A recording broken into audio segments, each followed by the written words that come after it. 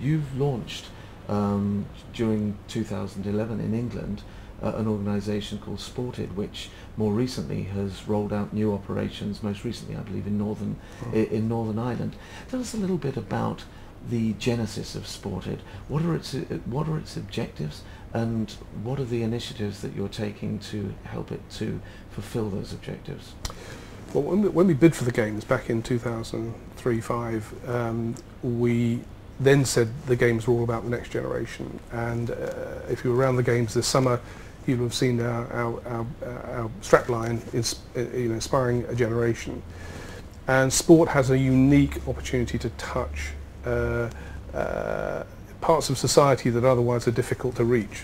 And there are a lot of young people in this country today, sadly, that do struggle. They struggle because they're out of school or out of jobs, may have had problems with the police, may have had problems with drugs, but they're struggling with life. And sport enables them, if we can get them engaged in sport, to really find a pathway out of a pathway to a better life. And around the UK there are thousands, we think about 10,000 small clubs that provide that pathway to a better life by providing young people with sporting opportunities. And these clubs historically have had very little support, very little financial support, and very little support from the public sector.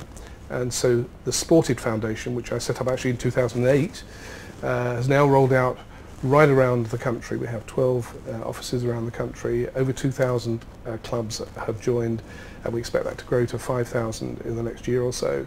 And we're now being able to use sport to help thousands and thousands of young people, and really delivering the legacy promise that we made in Singapore several years ago, which was to use sport to improve the lives of young people. And in delivery terms, that goes beyond simply providing funding for the clubs, but yeah. Can you tell us a little bit? Yes,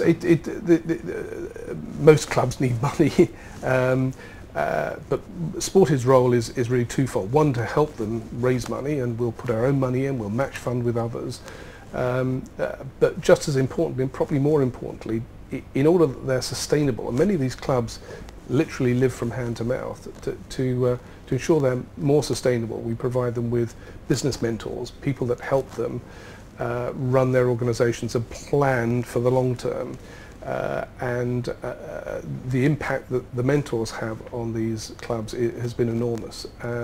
And I think we'll see over the next few years this sector of the market, we call it sport for development sector, become a much more established part of society, making a real contribution, and frankly making a big impact on the costs that result if you don't engage with young people and keep them off the streets and get them into education and work.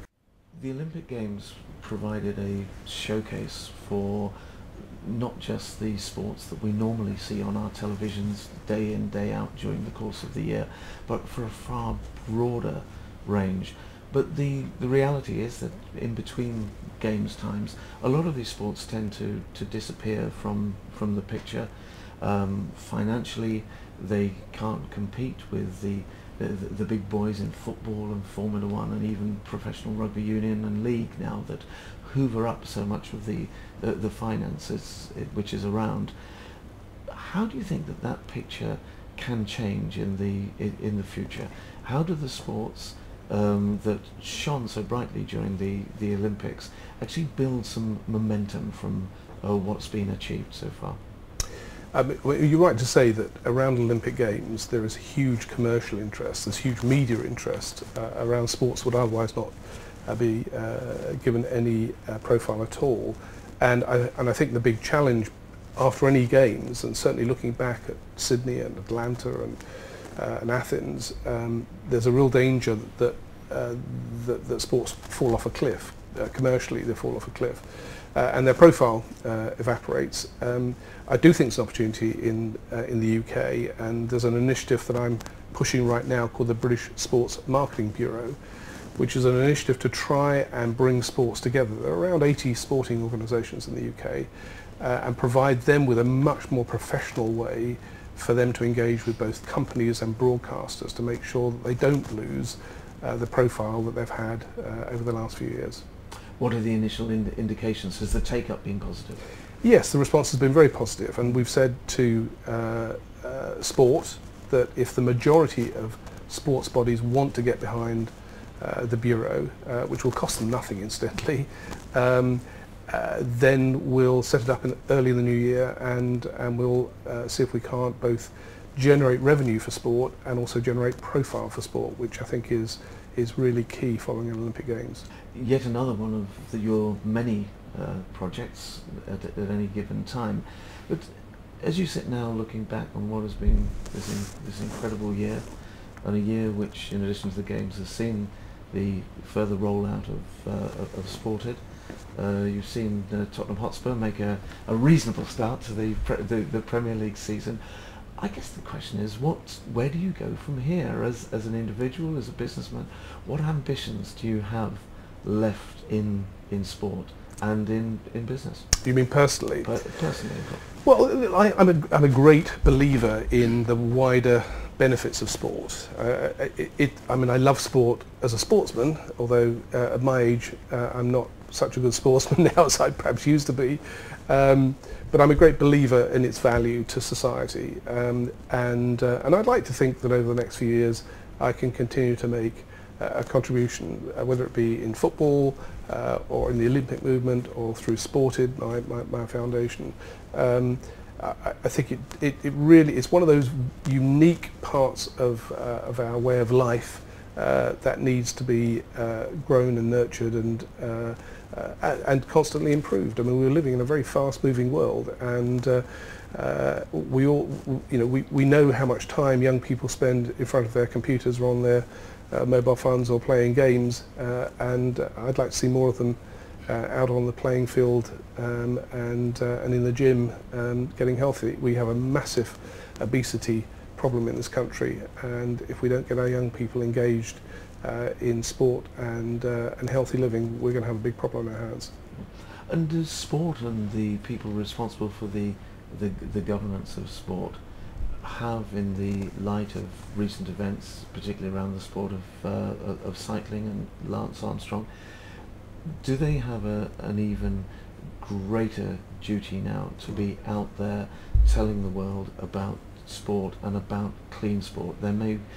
My fear is that, if I can put this, that there may be parents out there who have an idea of sport as being perhaps a little tainted by some of the things that they've seen and they've read about doping, about cheating, and some, even in football, some of the issues off the field which seem to get as much in terms of headlines as the things that are happening on it.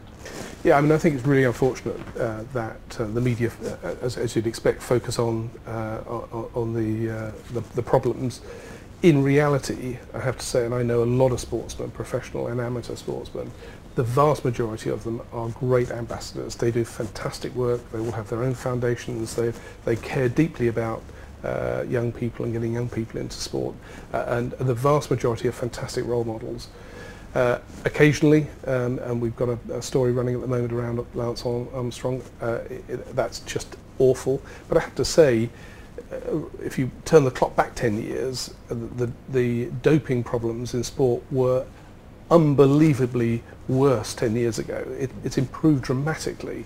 And the London Games actually a really good example. Very, very, very few cases of doping in sport now, primarily because athletes know they'll get caught. But I think that we perhaps sometimes focus too much on the bad stories out of sport, when what I see every day when I go around various clubs is the enormous value of sport, the power of sport, and the fact that most sportsmen give up a huge amount of their time to help young people and help society.